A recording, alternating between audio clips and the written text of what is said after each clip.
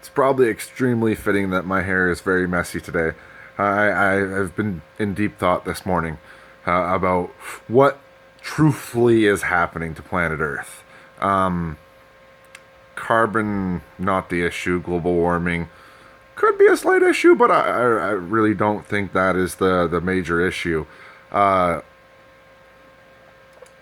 in the Paleozoic era of Earth's history, 300 million years ago, there was a 41% oxygen. Ever since those days, we've had these things called supervolcanoes that have been erupting. They've been releasing this thing called hydrogen. This hydrogen bonds with the oxygen and creates water. It happens inside the planet, it happens all over. And slowly but steadily over the last 300 million years, 300 million? Yeah, I think that's right, 300 million years. The planet has been burping out more and more hydrogen. Through our oceans, through many different places, there are sources of hydrogen, anyhow, that are basically eating up our oxygen. So global warming should not be our biggest worry. Our biggest worry should be restoring the amount of oxygen in the air, because lately I can see it starting to affect the entire planet's IQ somehow. Almost like, you're wearing a plastic bag on your head with a little hole in it. You're not quite getting enough air in the carburetor. So I think global warming needs to take a back seat. I think scientists really need to take a look at this. I think somewhere inside of our planet and its physiology, there might be thermal decomposition of elements taking place and hydrogen in abundance being created somewhere inside the Earth's crust. We were wrong about how deep water was. We were wrong about all the things we thought about the Earth's crust. And do we really accept scientists on their status of what the Earth's core actually looks like? And could there be more at play than even we know? So it's just a convoluted theory. I've done a little bit of research with deep AI and other sources, and just theorizing, what would be the most dangerous thing to happen. And I think it's again if you put a frog in boiling water, he's going to jump out. But if you put a frog in cool water and you just slowly crank up the temperature, you'll just eventually boil the frog to death. And I think that's the situation that's happening with our planet.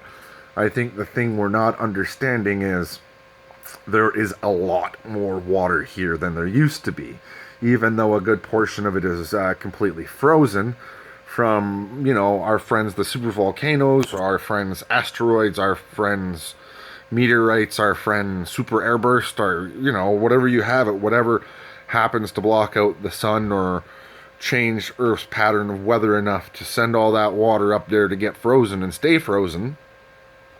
And now it's melting and we're all freaking out about it. But I don't think we're gonna drown. Last time I checked, a lot of things float, so good there. I definitely don't think the carbon is as big as an issue as everyone would like to think it is, because the Earth's temperature's been wonky this entire time.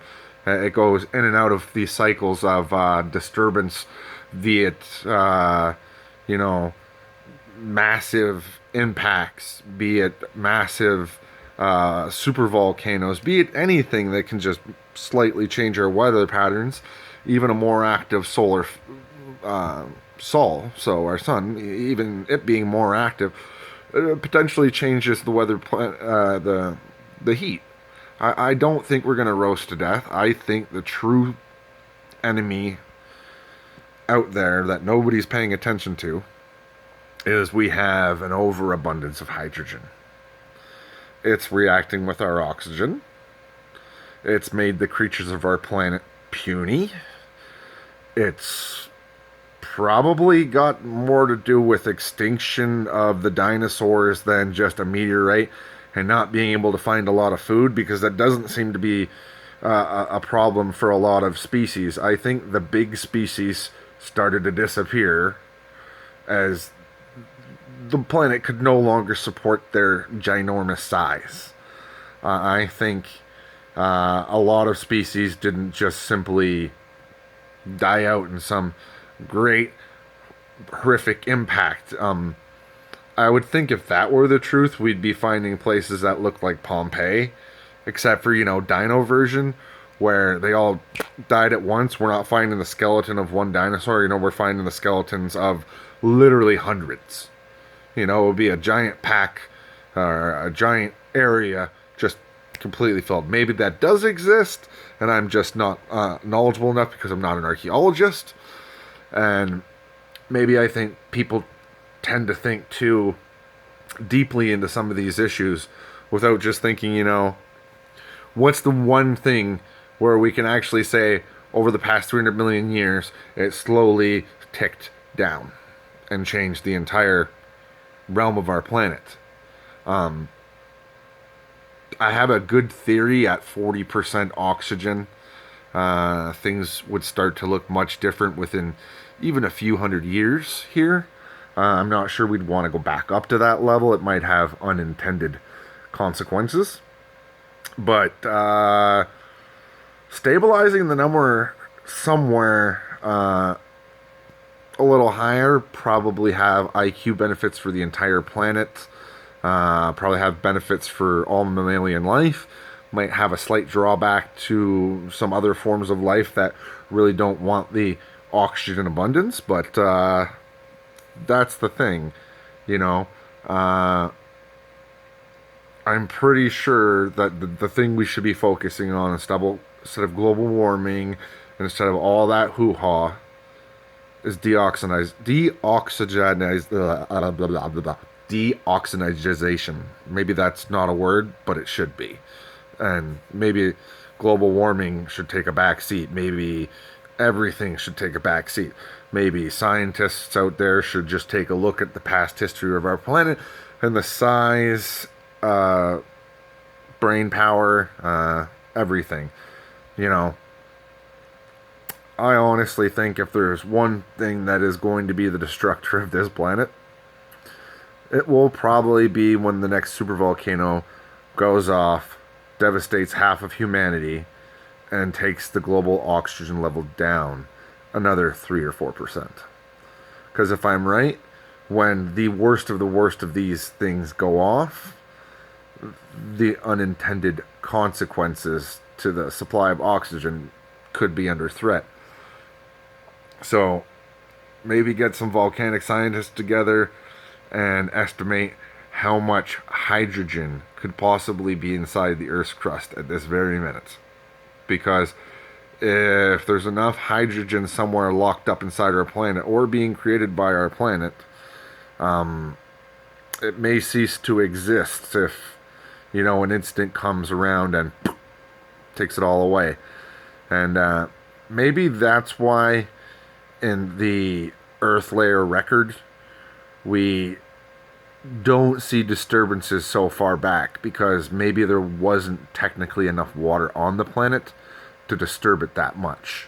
I'm not sure exactly the amounts of fresh water on the planet versus the amounts of salt water and the effects of either on weather patterns, but I would have to assume that soon after the planet formed and cooled off to the point where water could hold a liquid state, there would have been an abundance of one, then the other, then one, then the other, and waving back and forth. And it probably would have taken a while to stabilize weather patterns to the point where it would, start leaving seasonal patterns into the Earth's history. But honestly, this could all be just the ranting ravings of a lunatic that's had way too much time to think. Or could be something else. I just thought I should share these thoughts and thought maybe there truthfully is something changing our planet that we haven't totally taken a clear look at. And considering it's one of the top things that we need, because without oxygen, I don't think life could even start for us. Same as water, same as, a lot of things here. And I don't see the amount of water decreasing. I don't see the amount of carbon decreasing because we're made of carbon. We need that carbon.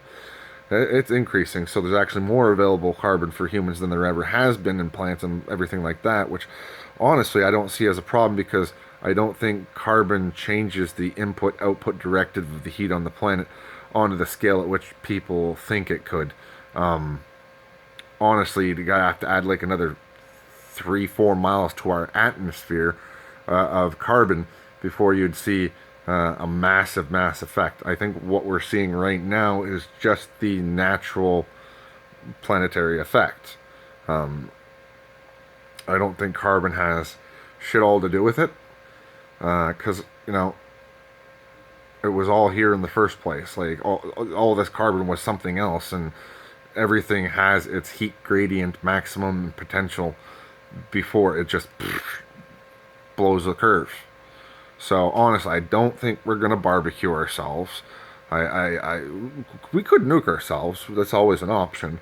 But if any natural thing were to be slowly killing us and to finally just punch us in the dark, I think it's that oxygen level.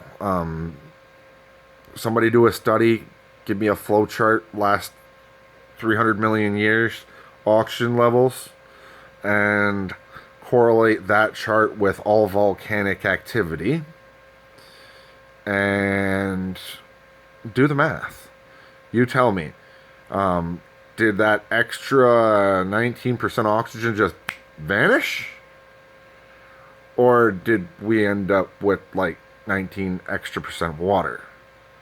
And considering there's plenty of water to go around, maybe not the freshest of water, but we can solve that another day. I think the most important thing to humanity that can be done now is to free up a shit ton of that hydrogen, give it to Elon, and tell him to get it the fuck off the planet. Because right now, we need oxygen, and I think the enemy of oxygen, like the absolute enemy of oxygen, is hydrogen. Because once they become locked together, they become water. And as I said, I think we got enough water. Like, we could even, probably start shipping that to Mars and still not be out of pocket here. Maybe we need to clean our water better. Maybe we needed to learn to distribute our water better. Maybe we need to learn how to distribute things freely and stop, screwing each other over that. Because, and what I mean freely is not that nobody pays the cost, that just that cost is paid. Nobody else gets to make benefit from that. Nobody else gets to overcharge on that. Nobody else gets to make a living on that. It's just the cost of life, I'm lucky here in Canada that I'm not being charged for the blood pumping through my veins. I'm surprised at the end of the year I don't get a blood tax saying, all this Canadian blood going through your veins is going to cost you an extra $3,000 this year. So, but yeah, in summation of my ranting and raving lunatic argument here, look at the numbers. I think out of all the numbers, if any number was going to scare the shit out of me, it'd be how much oxygen is left and how many new oxygen breathers are being added to the planet daily, and the proportional size of humanity and all other things from 300 million years ago to now. You give me the counterpart of every living being on this planet today versus their counterpart from 300 million years ago. Do a size analysis on that. Take that size analysis and, as I said, overlay it with the oxygen level and the volcanic activity of our planet over the last 300 million years, and I think those three things should be in exact direct correlation with each other. So, breathe easy.